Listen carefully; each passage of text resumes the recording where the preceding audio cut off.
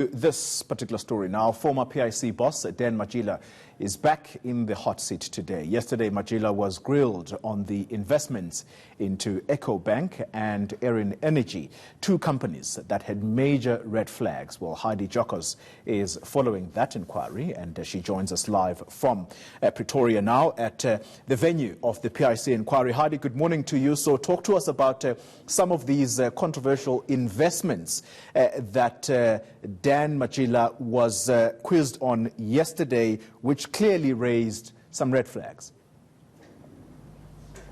Exactly. So I think one of the big ones that he spoke about yesterday was Daybreak Farms. We do understand that at the time the PIC wanted to invest into this particular company, there were major issues. It was basically insolvent. It wasn't doing too well. And of course, Dan Matjila was probed on this and questioned on his involvement and why he allowed the PIC to invest into this company. But it turns out that it is a success story, rather that when the PIC decided to invest into Daybreak Farms, the company turned around. But what was interesting about his testimony yesterday when it comes to Daybreak Farms is that he throws PIC beneficiary Kulufelo Maponya under the bus. Now, one must remember Kulufelo Maponya is the man that is demanding over 90 million rand in transaction origination fees for his SA home loans deal that he got involved with the PIC.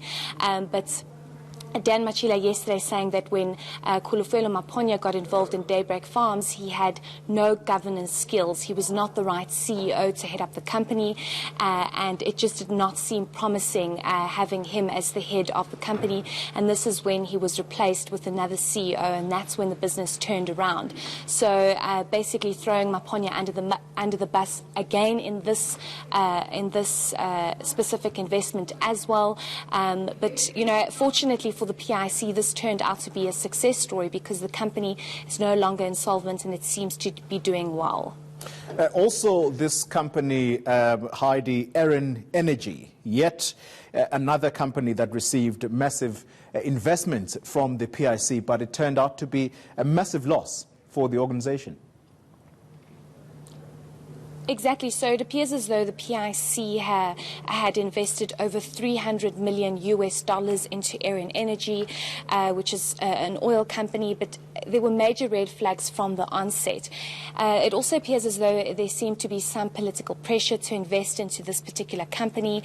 But yesterday we heard Dan Matjila. Of course, he needs to go into further detail and further technicality about all these investments, but he did mention the fact that the PIC should have not invested into Erin Energy. In the long run, looking back at how this company has been performing, not doing too well at all as well. So basically saying that the PIC should have never invested into this. But when he was questioned on Erin Energy particularly, he was asked about the technicalities of the contract and the investment agreement between the PIC and Erin Energy, and he made it clear to the Commission that it is unfair to be asked about technicalities when it comes to the specific investments. And he's saying this because even though he's the CEO, he doesn't know every finer detail when it comes to particular investments. He says that there's a portfolio manager, there's a technical team, there's a risk committee, there's an investment committee that looks at all the finer details. So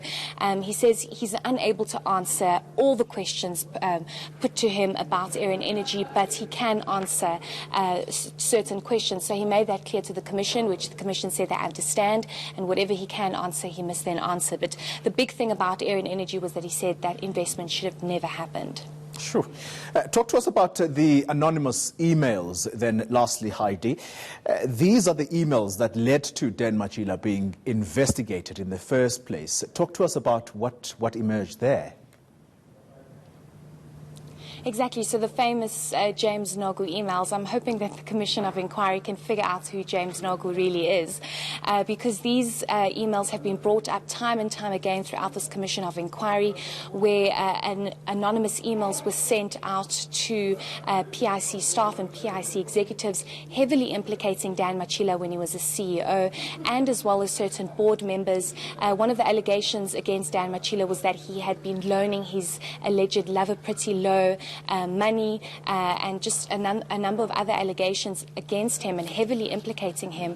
And this is is when an internal investigation was done. That's when the Butlander report came out, clearing him of any wrongdoing. But he was basically saying that he found it within his rights as a CEO to investigate further and to almost not spy, but look into certain emails that were sent by executives to see whether or not very important and confidential documentation was being sent out.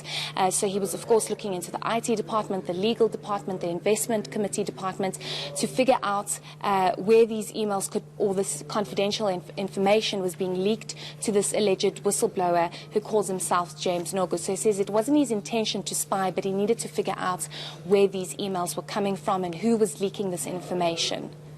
Live from Pretoria, Heidi Giokos just giving us the lay of the land as the Commission of Inquiry into that state asset manager, the PIC, still continues there today. And the former PIC boss, Dan Matjila, continues on the stand there. On to